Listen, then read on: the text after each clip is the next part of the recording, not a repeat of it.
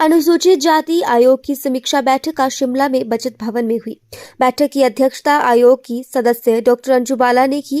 इस दौरान विभिन्न विभागों से अनुसूचित जाति कल्याण के लिए चलाई जा रही योजनाओं की रिपोर्ट ली गई और धरातल में योजनाओं के कार्यान्वयन न होने पर अधिकारियों की क्लास भी लगी। इस दौरान अनुपस्थित अधिकारियों पर भी कार्रवाई के निर्देश दिए गए। राष्ट्रीय अनुसूचित जाति आयोग के सदस्य डॉक्टर अंजू बाला ने बैठक के बाद पत्रकारों को बताया कि वो प्रदेश के तीनों सर्कल, मंडी, धर्मशाला और अब शिमला की समीक्षा बैठक कर रही हैं। हिमाचल में अनुसूचित जातियों के कल्याण के लिए चलाई जा रही केंद्रीय योजनाओं की विस्तृत रिपोर्ट ली गई है। उन्होंने बताया कि प्रदेश में शिक्षा और बैंकिंग क्षेत्र में प्राप्त रिपोर्ट से वह संतुष्ट नहीं है और इस क्षेत्र में और कार्य करने की आवश्यकता है। उन्होंने बताया कि सरकारी स्कूलों में बच्चों का ड्रॉप आउट काफी ज्यादा है। वहीं बैंकों द्वारा केंद्र की विभिन्न वित्त योजनाओं में अनुसूचित जाति के लोगों के उत्थान के लिए वित्तीय सहायता देने के प्रभावी कदम नहीं उठाए गए। की मीटिंग की आज हमारा तीसरा डिवीजन है और आज हिमाचल का ये मेरा रिव्यू कंप्लीट हो गया। हम मंडी भी करके आ रहे हैं, धर्मशाला भी करके आ रहे हैं और आज फाइनली शिमला का भी हो गया। रिव्यू का हमारा मकसद एक ही होता है समीक्षा बैठक का कि भारत सरकार की और राज्य सरकार की जो योजनाएं हैं जो अनुसूचित वर्ग के लिए चल रही हैं, क्या वो सही से धरातल पर उतारी जा रही हैं कि नहीं उतारी जा रही हैं? क्या वो सिर्फ कागज तक तो सीमित नहीं है? जो उनको मिलना चाहिए वो टाइमली मिल रहा है कि नहीं मिल रहा है, ये देखना हमारा काम होता है। ये मीटिंग आज तीसरा दिन हो गया है चलते हुए। जो हमने अभी तक पाया है, एजुकेशन डिपार्टमेंट को लेके हमको चिंता है, क्योंकि एजुकेशन डिपार्टमेंट का अभी जो भी डाटा हमें मिला है वो डाटा ठीक नहीं है। इसीलिए हम ये टाइम देके जा रहे हैं एक हफ्ते में कि वो उस डाटे को करेक्ट करेंगे, ग्राउंड विजिट करेंगे, ग्राउंड लेवल पर जाएंगे, स्कूल्स चेक करेंगे, क्या जो डाटा आपने हमको एक्चुअल डाटा दिया है, जैसे आप 50,000 स्टूडेंट स्टार्टिंग में बता रहे हैं लेकिन वो मिडिल तक आते आते 10,000 स्टूडेंट ही रह रहा है, तो रीजन क्या है वो हमें क्लैरिफाई करे कि वो ड्रॉप आउट है, कि बच्चे छोड़ के जा रहे हैं, कि प्राइवेट स्कूलों की तरफ रुख कर रहे हैं, कि गवर्नमेंट की तरफ से उनका विश्वास उठ रहा है। तो ये सारी चीजों पे समीक्षा हुई और एजुकेशन डिपार्टमेंट से हम विशेष कर इसको हम ज्यादा लेते हैं, क्योंकि ये आगे का ये फ्यूचर है। अगर शिक्षा नहीं होगी तो कुछ भी नहीं होगा। तो हम हिमाचल प्रदेश गवर्नमेंट से ये जरूर कहना चाहते हैं कि आप एजुकेशन पे ज्यादा ध्यान दीजिए, क्योंकि उसका स्तर गिरना नहीं चाहिए, उसको बढ़ावा होना चाहिए। बहुत सारे मुद्दों पे चर्चा हुई, मेडिकल पे हेल्थ के बारे में भी चर्चा हुई, जिसमें हेल्थ से तो हम संतुष्ट हैं कि वैसी समाज के लिए जितना होना चाहिए जननी सुरक्षा योजना के तहत वो भारत सरकार की योजना को पहुंचा रहे हैं, उनके पास जा रहे हैं।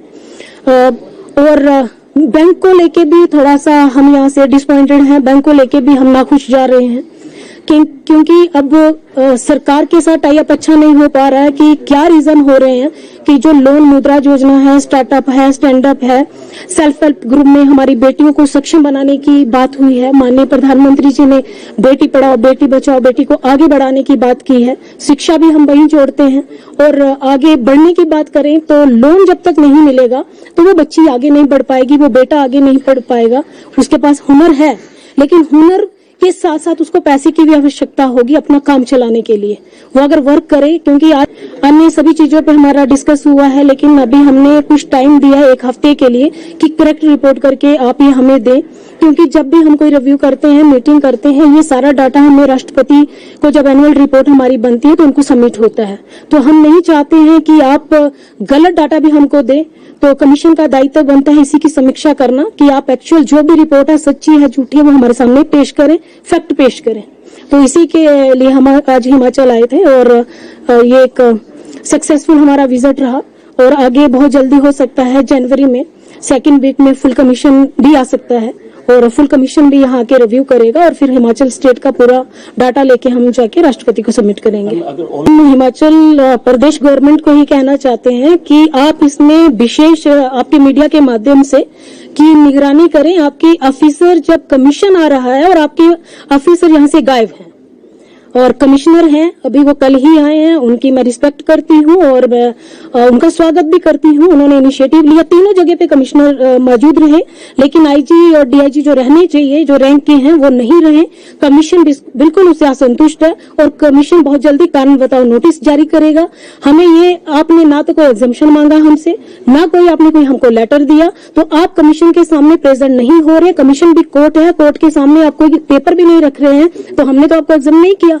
इसलिए हम चाहते हैं कि गवर्नमेंट इसको खुद देखे कि हिमाचल प्रदेश गवर्नमेंट किस वे पे जा रही है। अगर अनुसूचित आयोग आपके सामने आ रहा है तो अगर मेरे साथ आपका बिहेवियर ऐसा है तो आप मेरे लोगों को जो यहाँ अनुसूचित समाज रहता है उनके साथ आपका बिहेवियर कैसा होगा, ये मेरा सबसे बड़ा प्रश्न है। क्योंकि रही बात रेप पे भी, मर्डर पे भी जो स्पेशल पीपी बनाया जाता है उसका रिस्पांसिबिलिटी बनती है कि आपका जो कन्वेंशन रेट है वो अच्छा होना चाहिए। आप हमें रिप्लाई नहीं देना पड़े इसलिए आप वहां से गायब रहे। हमने डीएम को इंस्ट्रक्शन दे दिया क्योंकि पावर उनके पास होती है। इमीडिएटली जो काम नहीं करना चाहता है उसको आप हटाइए, जो काम करना चाहता है उसको आप लाइए। और ये बहुत जल्दी हम नोटिस जारी करने वाले हैं। ये मैं आपको मीडिया को बता दूं कि कमीशन के साथ जो गलत करेगा वो सीधे सीधे अनुसूचित वर्ग के लिए गलत कर रहा है तो कमीशन उसमें माफ नहीं करता है, माफी की चीज नहीं है। वो कारण बताओ नोटिस हमारा जारी होगा और वो जवाब तलब भी होगा। जरूरत पड़ेगी तो समन भी होंगे, जरूरत पड़ेगी तो वारंट भी होगा। Thank you.